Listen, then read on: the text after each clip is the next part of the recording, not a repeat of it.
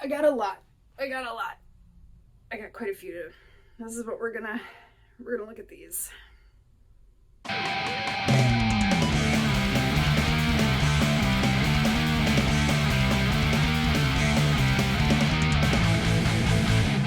Hello everyone and welcome to Books, the JCAM Library's book recommendation show. I'm your host Jocelyn Codner. I'm the reference and outreach librarian at the JCAM Library, and this is our last episode for a few months. We'll be taking the summer off, but we'll be back in August. Before we go though, I have to highlight our summer recommended reading list. Every spring, your librarians put together a list of recently published books of all different genres: nonfiction, fiction, bestsellers, biographies, science, history, all kinds of stuff. So we put together this list of recently published titles that we think would be worth your time checking out. This is not required reading. These are just recommendations. We don't expect people to read everything on these lists. This is a really long list. Like, it gets pretty lengthy. But if you find one or two books that you really enjoy reading from this list, then we've done our job. I'll add the link to this year's list in the description, and from that page you can also browse past year's lists as well, so you can see what we've recommended in the past. The JCAM Library has all of these books that are on this list available for checkout. And today in this episode, I'm going to highlight just a handful of titles that we feature on this year's list, just to kind of whet your appetite a little bit. My first book today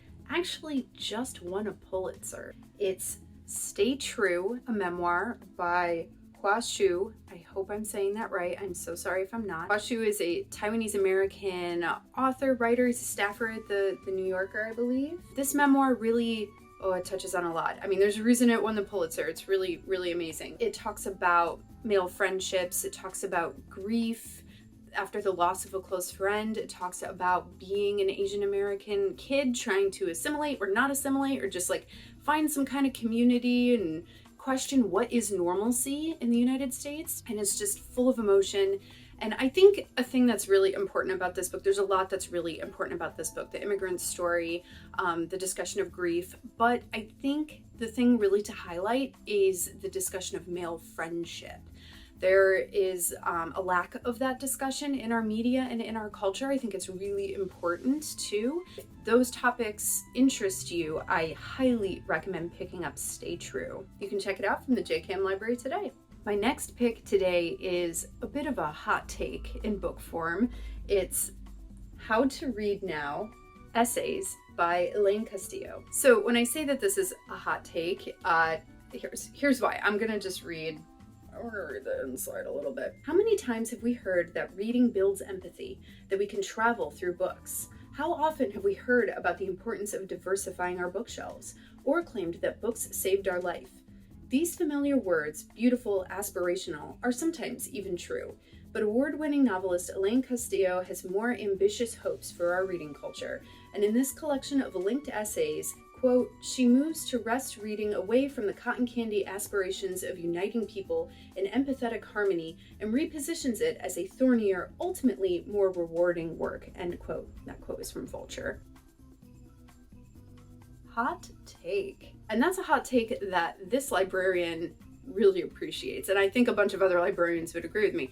I'm very excited to read this book. This book seems pretty important and helpful, especially if you are in college thinking about how to read texts critically, thinking about how the sharing of information impacts your thought process and how you view the world. This might be a really good title for you to pick up and explore. And you can check out How to Read Now from the JCAM Library today. My next book might be a little spooky. It's The Furrows, an Elegy by Namwali Serpell. This is a novel, it's fiction. It's been very well reviewed. The Furrows follows a main character named Cassandra, or C, who, when she's a kid, her younger brother Wayne is lost, disappears.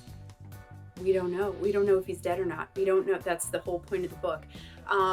He disappears.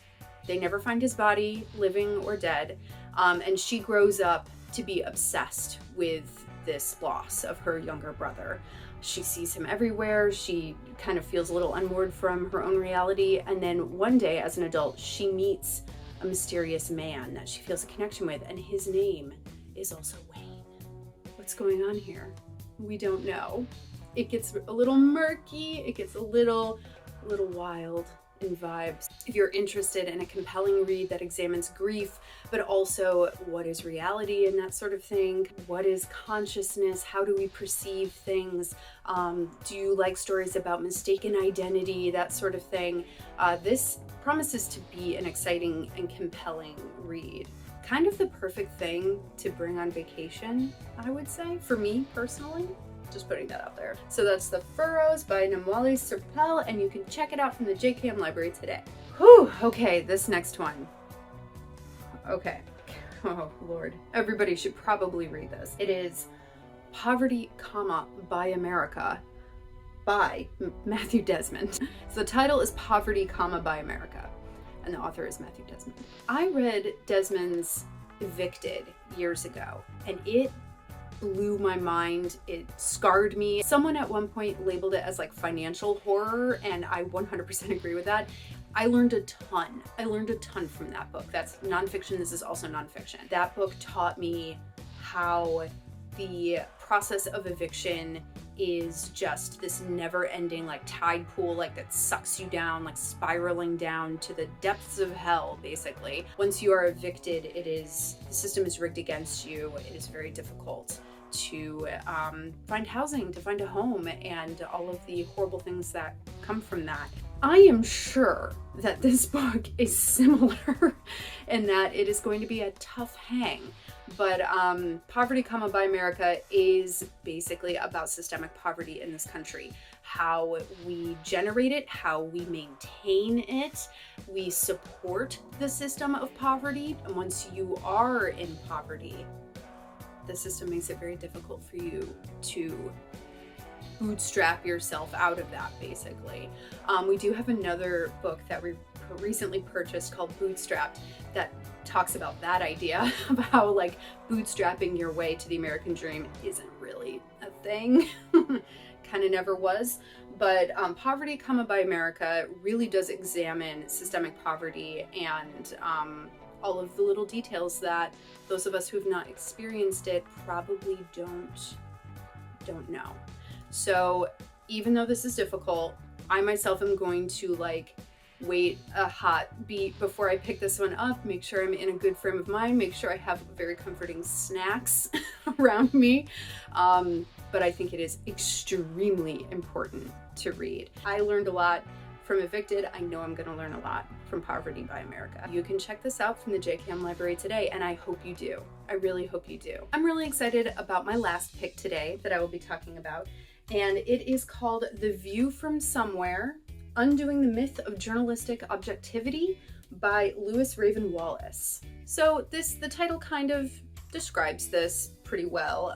It is talking about how that concept of being objective has been sort of weaponized against the American people, against media, against people working in media, like the author, like Wallace. This is kind of works in some personal stories of Wallace as a journalist, claiming that the media should maintain perfect objectivity in everything. Wallace argues is impossible and be wrong. Wallace in particular looks at how trans rights are reported on, and also on how like Trump's candidacy was reported on. So Lewis Raven Wallace does discuss how this concept of journalistic objectivity has actually backfired and contributed to some unfair and potentially dangerous reporting in recent times. So that's The View from Somewhere: Undoing the Myth of Journalistic Objectivity by Lewis Raven Wallace, and you can check it out from the JKM library today.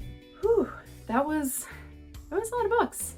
I hope I enticed you. I hope I interested you in our summer reading list. We have so many more books on there. I really truly believe that there is something for everybody on this list. We really try to make sure of that. We really hope that you pick them up and you enjoy them. And if you are reading something really fun this summer, let us know about it. Tell us how you enjoyed it. Let us know if we should add it to our collection or if we should read it ourselves. We love talking books.